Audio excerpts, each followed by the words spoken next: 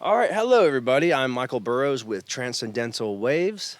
I'm Jeff Bailey, and today I would like to talk about religion and the atrocities that follow them. You know, we're probably going to talk mostly about Christianity and some of the things that have been some of the atrocities propagated in their name over time, just because it's more prevalent in our culture and we know more about Christianity. But it's not just Christians that are out there using Christianity to wage war on people. What about what are some religious atrocities you can think of, man?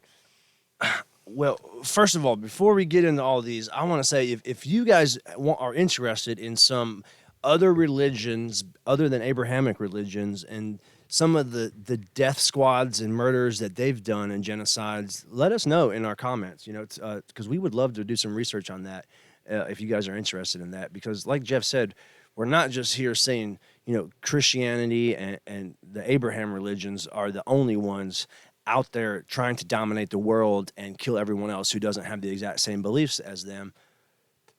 If there's others, we want to know about them. All right, so man, I guess when I've read the Bible straight through 4 times, not to mention a million Bible studies at churches, and I was Catholic Church, Church of Christ, Southern Baptist, and non-denominational. So I mean, I've got a good gamut of churches under me, and I've probably read that Bible all the way through in each one of those denominations, other than the Catholic Church, because I was very young then. But it starts with the first stories in the Bible about the God's chosen people just going through and trying to murder other people and like their side winning. And so it starts off that way. Oh yeah, walls of Jericho. We're like, I mean, and the crazy thing is like right after we take over these places, it's like God grants permission to go in and pillage and rape and like, just burn down cities. It's crazy, just like completely wiping people off the face of the earth for not believing in Him. And as a kid, I'm thinking this isn't good, but I'm being taught it, and I'm being taught that it is good. And so I guess, our human minds just have to kind of table that idiocracy until later, if we ever, logically think about it again. And thank God I did. I think that's a problem. Most people don't look at that as like that is like one of the very first times in like like you said in the Bible. As soon as you started it, it immediately gives us an us and them scenario to create in our head. And like to me, like one of the very easiest ways to slip into war or conflict is by looking at other people as different than you. And I mean, by being God's chosen people, that is like one of the very fundamental ways of being different than another group of people. And it's just like the Abrahamic religions from the very beginning in the Old Testament do that. Right. I mean, it's like y'all Christians don't get that they're the most racist people because they think they're God's chosen people. Christians think they're the God's chosen people. Jews think they're God's chosen people. Muslims think they're God's chosen people, and they each think those other people have went about it wrong. And in the end, they'll have this realization, and maybe it'll be in heaven, maybe it'll be when God comes and reign in hell on earth. Uh, Well, that's the thing is like, okay, so this whole like God and bringing down hell on earth, a lot of times these different religions take that matter into their own hands. And I mean, Christianity had the Crusades or like the Spanish Inquisition. There's different times where it's like, do you believe in Jesus? Yes or no? And if the fucking answer was no, it's off with their heads. I mean, there's been several times throughout history where the Christians have done that. And like, people would say right now that like Muslim extremism is a scary thing in the world, but I mean, you know, there are people out there that would also say like Christian nationalism is one of the scariest things in the world right now, and those two things are Pretty much competing. every Yeah, developed country thinks Christian nationalism in the United States is the biggest threat to world peace. That is fucking crazy. there is a big like section of the world that thinks that, and it's just like, I mean, to me, like in my direct view of Christianity, I don't see anything that evil about it. I feel like the Christianity that we're served is so watered down from like the Spanish Inquisition or the Crusades. Like, I mean, Well, I want to go back to that racism thing. Here's why they're racist. If you think your race is better than anyone else, that's racism. And if you're God's chosen people, then that's by default. Everyone else is not God's chosen people. And so, a lot of times I hear Christians tell me, no, man, we love everybody. We think everyone's equal. No, you don't. You believe you're going to heaven, you've been saved, that you know God the right way, and you either come from God's chosen people or you are God's chosen people. A lot of times Christians will be like, "No, Jews is God's chosen people." But what does that even mean? You know, what about all the Hindus and everyone else, the Native Americans? All those other religions that don't have Abraham in it. Just to hell with them. I mean, Christians call these people animals, not just the Crusades. And after the Crusades, these Christian people come to the United States and call these people animals and say they have no idea what feelings and emotions are. And they just use this to go and rape and pillage and murder more people.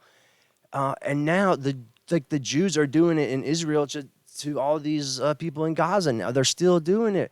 Hitler was a Christian trying to kill Jews. I mean, there is just, it hasn't stopped. and my thing is like until we root out like how influential religion is in these like great conflicts, because people argue that a lot of wars are over like resources or territory, but the thing is like we're willing to share those resources and territory with people like us, right? So like that's the crazy thing is like no matter what you say, when war breaks out, it's because people believe and live differently than you. Like, and that's the whole thing. Like, and religion is one of the very first things we're taught that is a divider. Like, I mean, to me, Yes, it's the first thing that we're taught as a like as a divider. kid, like we're taught all these little things, and it's like as a kid, and even until you realize how like almost like globally it affects people, because in small communities these religions seem to be a good thing because it does bring people together, and that's the thing. Right. But then when you realize that like, well, okay, so like if we truly believed what we're preaching, then when we ran into people that weren't like us or were different than us, we would want to treat them the same, like Jesus says. But then there's like loopholes all throughout the Bible to tell you that you don't have to treat people that are different than you the same as you want to be treated. And that's the And you're problem. supposed to try to go convert those people. Like, Yeah. guys, people know God. They don't want to be converted. And if they do, they're going to church. I mean, usually, y'all, common people really ain't the ones converting people. It's not like y'all are so smart. Y'all out there sharing this wisdom with people. You're just talking with people who are already Christians, anyways, who know all about it and just are looking for someone to be their friend and take them to church. And that's good. That's why people want friends. They need friends.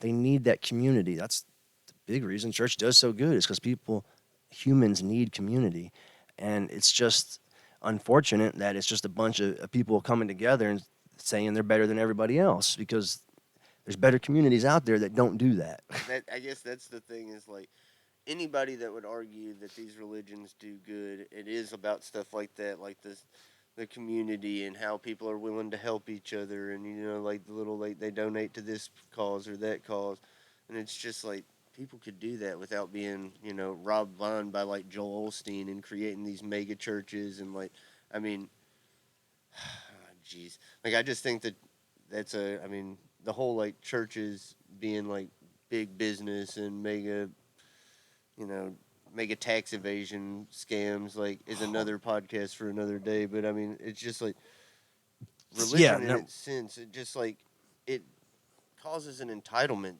process for certain groups of people, and when you feel entitled to something like manifest destiny coming over here and taking over from sea to shining sea doesn't sound that bad because they're animals, they're savages. Like I mean, that's the thing is like religion gives people an excuse to do bad things when they want to it does, and they'll do it in the in name of God. in the name of God because they think it's holy. Like you guys think, uh, Muslim terrorists are the only terrorists out there. Man, there are the things that Christian soldiers do, American soldiers do to these other people in these other countries while they're at war are just fucking the same thing, if not worse. Usually worse. Like the thing is like we're funding a lot of times we're funding these terrorist groups in order to like go in and do the worst war crime.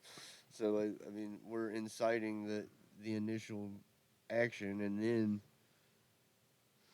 taking out like taking extreme Oh my gosh, right? And then, repercussions. dude, okay, so then the